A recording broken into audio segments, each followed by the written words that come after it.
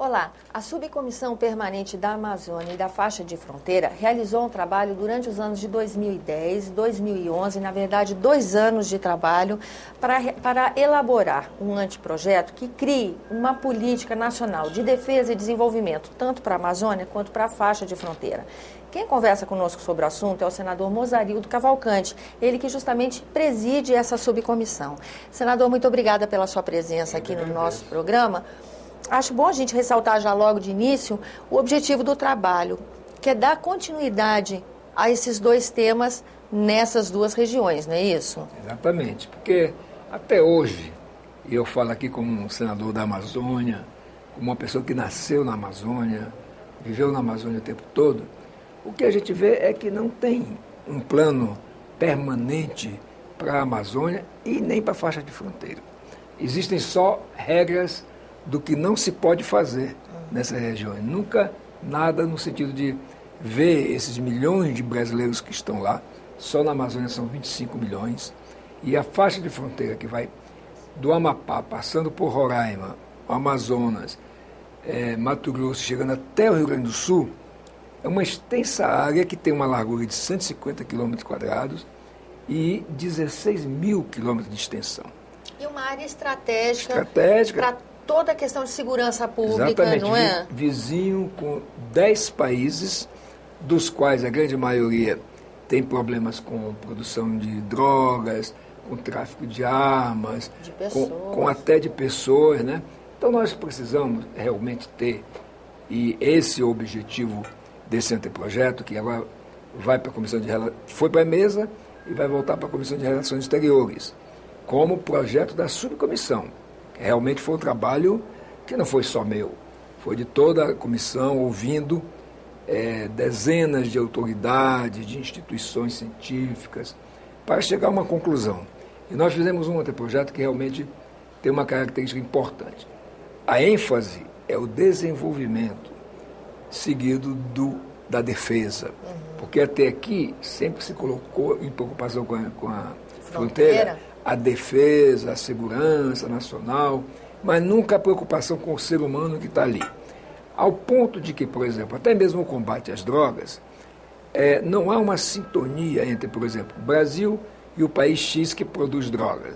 Então há ações isoladas, enquanto que se houvesse uma boa ação diplomática coordenando, então, nesse projeto nós prevemos tudo, desde o desenvolvimento econômico, social, geração de empregos, analisamos a questão de infraestrutura da fronteira e também, obviamente, a questão de segurança e de defesa. Levantaram, inclusive, situações muito específicas das cidades gêmeas, não é isso? Exatamente. Que são casos totalmente atípicos da administração das outras cidades brasileiras. Você tem uma ideia, por exemplo, uma cidade gêmea, do outro lado da fronteira, por exemplo, você tem Zona Franca, área de livre comércio, duty free, e a pessoa pode, então, o brasileiro vai lá comprar e, portanto, deixa o dinheiro do Brasil lá, vai para lá trabalhar, empresários brasileiros vão para lá se radicar, enquanto que do lado de cá tudo é proibido. Em tese, proibido, porque, na verdade, nós estamos cansados de ver que acontece até, digamos, objeto de filmagem e tudo. Então, nós precisamos ter um plano, no caso aí, é uma política nacional permanente para essas 2 áreas. Veja bem, a Amazônia e a faixa de fronteira juntas são 2/3 do território nacional. Então não é possível que o governo brasileiro não passe a olhar para essas regiões com mais cuidado e com mais efetividade. O presidente Dilma lançou agora um plano estratégico de fronteiras. Muito bom, não existia nada, como já aconteceu em outros governos. E aí nós já tivemos na Amazônia a SPEV, que é a Superintendência de Valorização Econômica da Amazônia. Aí depois tivemos a Sudam, acabaram a Sudam, criaram a Agência de Desenvolvimento da Amazônia, depois voltaram com a Sudam. Então há uma descontinuidade de políticas para a Amazônia e para toda a faixa de fronteira. No Rio Grande do Sul, por exemplo, que é um estado rico, como no Paraná, vou dar o exemplo do Paraná. Foz do Iguaçu de um lado, Cidade do Leste do outro. O que acontece? Compra-se tudo em Cidade do Leste, falsificado ou não, mais baratinho, as pessoas vão trabalhar lá, inclusive muitos brasileiros, e deixando o dinheiro, portanto, no Paraguai, e do lado de cá, em Foz do Iguaçu, não há nem duty free. Então é uma desigualdade, enquanto que o governo pensa só em arrecadar imposto, na prática o governo, quer dizer, o Brasil está perdendo divisas para os países vizinhos. Lá em Roraima, por exemplo, que é o meu estado, nós temos 2 exemplos. Na fronteira com a Venezuela, nós temos Pacaraima do lado brasileiro e Santa Helena do outro lado. Santa Helena é uma zona franca. A população toda de Roraima vai lá comprar todo mês do rancho, a comida, quer dizer, eletroeletrônico, produto de limpeza. E as compras são lá. Portanto, o dinheiro do meu estado, que já é um estado carente, fica todo lá na Venezuela. Do mesmo jeito, do outro lado aqui com a Guiana, nós temos do lado da Guiana a cidade de Léten e do lado do brasileiro a cidade de Bonfim.